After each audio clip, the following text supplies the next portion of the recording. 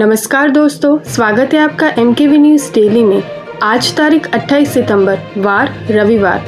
आज आश्विन माह की शुक्ल पक्ष की षष्ठी तिथि है। चलिए देखते हैं आज के मुख्य समाचार। प्रधानमंत्री नरेंद्र मोदी शनिवार को ओडिशा की झारसुगुड़ा पहुंचे। उन्होंने जनता को करीब 38 मिनट तक संबोधित किया। इस दौरान पीएम ने आत्मनिर्भर भारत, GST बचत उत्सव और कांग्रेस शासन में भ्रष्टाचार जैसे मुद्दों पर बात की। भारतीय सेना का एयर डिफेंस सिस्टम अब और मजबूत होगा। सेना ने भारत इलेक्ट्रॉनिक्स लिमिटेड को लगभग 30,000 करोड़ में Anant Shastra surface to air missile weapon system खरीदने का टेंडर जारी किया है। इसे DRDO ने बनाया है। बरेली बवाल पर योगी ने कहा, मौलाना भूल गया किसका शासन है। ऐसा सबक सिखाएंगे कि तुम्हारी पीढ़ियां दंगे करना भूल जाएगी। अमित शाह ने शनिवार को अररिया में कार्यकर्ताओं को संबोधित किया। उन्होंने कार्यकर्ताओं को मालिक कहा। अमित शाह ने कहा कि सभी दल नेताओं के आधार पर चुनाव जीतते हैं। सिर्फ हमारी पार्टी ऐसी है जिसको चुनाव जिताने का दम नेताओं में नहीं, कार्यकर्ताओं में होता है। प्रधानमंत्री नरेंद्र मोदी ने बिहार में एक चुनावी जनसभा में हिमाचल की कांग्रेस सरकार पर तीखा जुबानी हमला बोला। पीएम मोदी ने कहा कि जब हमने 22 सितंबर से GST की नई दरें लागू की तो सीमेंट की दरें भी कम कर दी ताकि लोगों को मकान बनाने में और मरम्मत के लिए सस्ता सीमेंट मिल सके। हरियाणा के सोनीपत जिले में बीती देर रात भूकंप के झटके महसूस किए गए, जिसमें भूकंप की तीव्रता रिक्टर स्केल पर 3.4 मापी गई। वहीं अचानक महसूस हुए झटकों से लोगों की नींद खुल गई। प्रधानमंत्री नरेंद्र मोदी ने 27 सितंबर से BSNL का 4G नेटवर्क लॉन्च किया। BSNL 4G अब देश भर के 98,000 लोकेशन पर रोल आउट हो गया। यह नेटवर्क पूरी तरह से स्वदेशी तकनीक पर तैयार हुआ है। हरियाणा में पहली बार शहरों के आसपास कृषि क्षेत्रों में भी एक्सटर्नल डेवलपमेंट चार्ज लगेगा। ये चार्ज तब लगेगा जब इन इलाकों में कोई कमर्शियल काम होगा, जैसे पेट्रोल पंप, स्कूल या अस्पताल का निर्माण। अभी तक ये चार्ज सिर्फ शहरों की जमीन पर ही लगता था। कांग्रेस नेता राहुल गांधी को इलाहाबाद हाईकोर्ट से झटका लगा। अब उनके खिलाफ सिखों पर टिप्पणी मामले वाराणसी कोर्ट में मुकदमा चलेगा। दरअसल पिछले साल अमेरिका दौरे पर राहुल गांधी ने कहा था, लड़ाई इस बात की है कि क्या एक सिख को भारत में पगड़ी और कड़ा पहनने का अधिकार है। लद्दाख के DGP ने कहा, वांगचुक के पाकिस्तानी कनेक्शन की जांच करेंगे। उन्होंने बांग्लादेश का भी दौरा किया था। जयपुर में रोबोट से होगा किडनी का ट्रांसप्लांट। डोनर और रिसीवर को केवल 4 से 6 सेमी का चीरा लगेगा। 4 अक्टूबर को ऑपरेशन करने की तैयारी।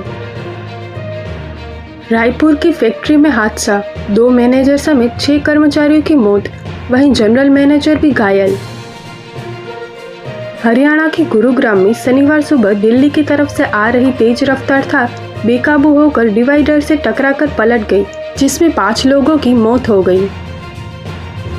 यूनाइटेड नेशंस में नेतन्याहू के भाषण का बॉयकॉट। इजरायली पीएम ने कहा, सभी दुश्मनों को खत्म किया। गिरफ्तारी से बचने 5 देशों का एयर स्पेस छोड़कर अमेरिका पहुंचे। पाकिस्तानी पीएम का भारत के खिलाफ जीत का दावा। यूनाइटेड नेशंस में कहा, भारत के 7 प्लेन गिराए। अमेरिका ने कहा, रूसी तेल खरीद बंद करो तभी डील होगी। मॉडिफाइड मक्के पर भारत रियायत देने को तैयार, वहीं डिफेंस खरीद भी बढ़ाएगा। 18 दिन के बाद दिखे पूर्व नेपाली पीएम ओली। उन्होंने कहा, देश छोड़कर नहीं भागूंगा। जयशंकर ने कहा, UNSC में भारत को परमानेंट मेंबरशिप मिले। ब्रिक्स देश दुनिया में मजबूत आवाज बनकर उभरे।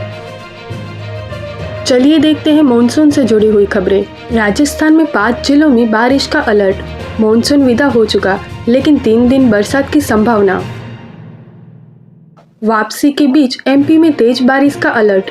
अगले 3 दिन इंदौर, जबलपुर संभाग में पानी गिरेगा। वहीं शनिवार को टीकमगढ़ में बारिश हुई। छत्तीसगढ़ के कोंडागांव स्कूल में नाले का पानी घुसा। वहीं बिलासपुर में 3 लोगों पर बिजली गिरी, जिसमें एक की मौत हो गई। वहीं 18 जिलों में भी अलर्ट।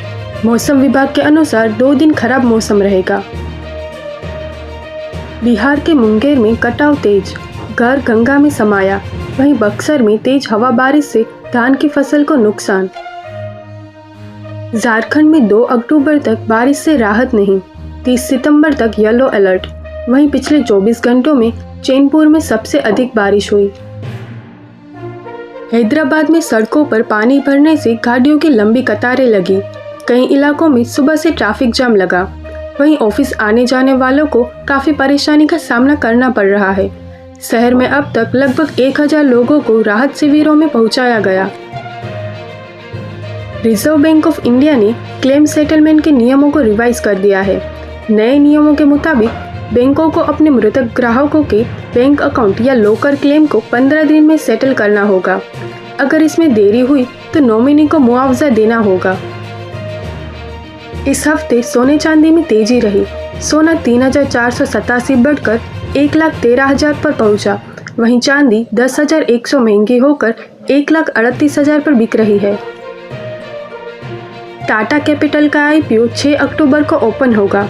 इश्यू से 16,400 करोड़ जुटाने का प्लान है। मारुति इंडिया दुनिया की 8वीं सबसे वैल्यूएबल ऑटो कंपनी बनी। कंपनी की मार्केट वैल्यू 5,10,000 करोड़ पहुंची। वहीं मस्क की टेस्ला नंबर 1 पर मौजूद। चलिए देखते हैं खेल जगत से जुड़ी खबरें। भारत ने सुपर ओवर में श्रीलंका को हराया। अर्शदीप ने महज 2 रन दिए।